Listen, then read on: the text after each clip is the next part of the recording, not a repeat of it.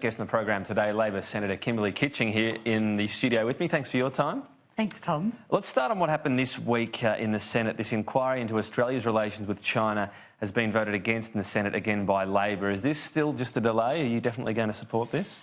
What we've decided to do, so the Shadow Foreign Minister Penny Wong wrote to Minister Payne, I should say, and she's written twice, so once at the end of August and once at the beginning of September.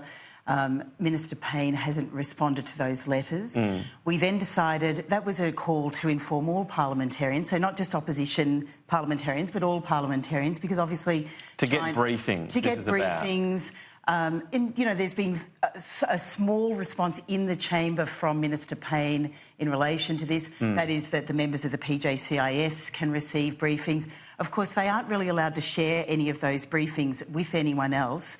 Given that China is, a very large player in our region, someone we obviously have a trade relationship with, we obviously have, a bilateral relationship in a more general sense with China. And obviously it would be good to have parliamentarians operating at a good level of knowledge around China. Right. And that is in order to receive briefings. But is this... Can I just make the point that business receives some of these briefings? So what we're concerned about is that why can't parliamentarians receive those? So what we then decided to do was have an internal process, given the inquiry wouldn't get up in the Senate, and to have an internal process that the ALP has decided to have its own process for caucus members. We would still really welcome Minister Payne's decision around having briefings for parliamentarians, and we would like that to happen sooner rather than later, given that obviously, as we've seen this week, there have been a number of issues. Right. Both our system, there was a Reuters report around our parliamentary system. Yeah. Can I just ask then about this briefing? Does that replace the need in Labor's view for this inquiry? Is the inquiry gone now? Well, we'll see what happens. I mean, the Senate is the master of its own fate, and certainly it's the master of its own inquiries. So we'll see what happens.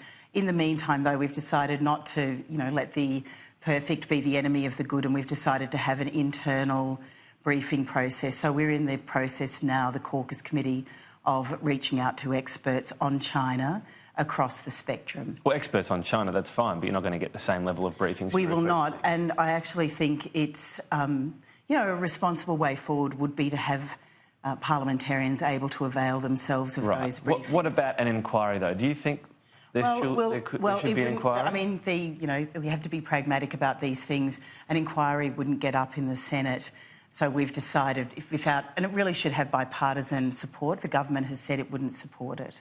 So I think what will happen now is we'll have our internal processes.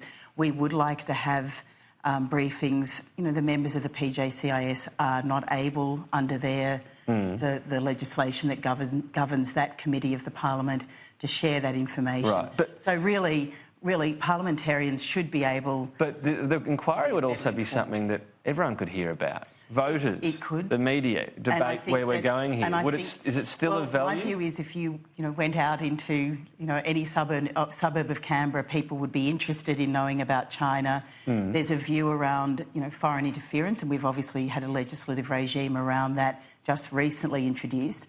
So I think an inquiry would have an openness, but we can't wait for that to happen. But in an ideal world, do you still see the need for one? Are you a bit frustrated by this? Well, we will inform ourselves, and we will still seek private briefings from the government. But in a perfect world, would there be an inquiry? Well, I think that we'll see. I think what we've decided on is the best that we can do in this. Have you given up on one? Look, we'll do what we're doing internally, and we'll see how the government responds to that. Because I know there's a lot of government members, there's a bit of both chambers, who would really like to be better informed about China. Right, and a few Labor members as well. There's a bit of angst about this issue. No, not really at all. I mean, I think no, not at all. I think that there's a lot of parliamentarians from both sides, and including the crossbench, who have reached out and who would like to have an inquiry. We'll keep a close eye on that one.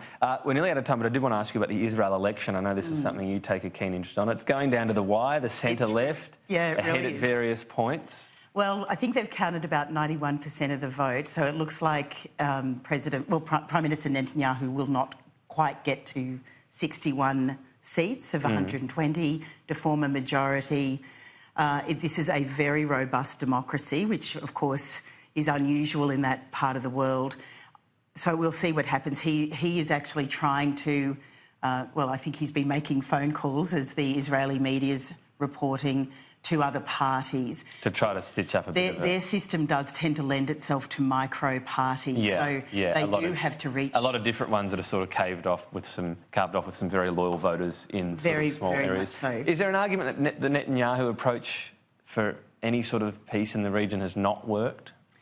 I think that Israel is over the years, over the last few decades... I understand it's complicated, but... has really tried to reach out to other parties to be involved in a peace process. Of course, what we saw when with some of the Palestinian leadership was that they really got almost everything they wanted and then said no at the end. And I think that's a shame.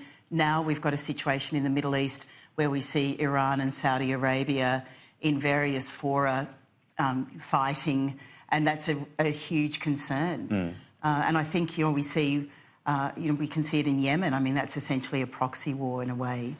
Well, there's a whole lot of avenues to go down there. We don't have time, unfortunately, today, but we'll speak again soon, no doubt. Kimberley Kitching, thanks for your time. Thank you.